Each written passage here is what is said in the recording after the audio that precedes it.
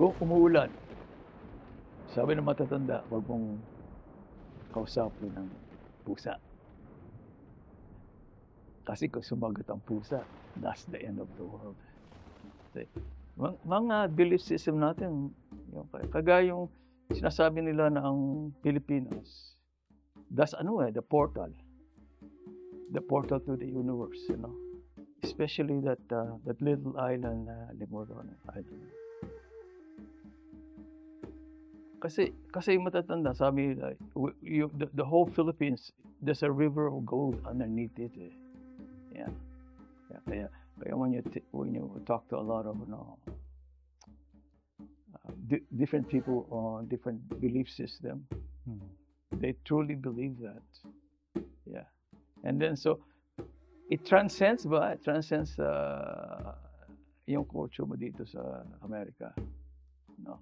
Pero hindi mo pa matatagalan. Ganun pa rin. Kaya yung bless na nagaling yung bless na yan. Di ba? Mano po. Yeah, mano. Yeah. Kaya, habang mga eskribador, di ba? The sacred triangle. Yeah. Pero incorporate natin sa Catholic faith, di ba? Mother, Son, and the Holy Spirit. Yeah, okay. That's why we have the triangle. Yeah. And then the triangle symbolizes the strongest symbol, incorporate natin sa ating culture. Kagaya yung Magdalo, saka yung Katipunan, incorporate yung triangle sa bandera nila. Saka yung baybayin, ka. Diba? Kaya, bumabalik.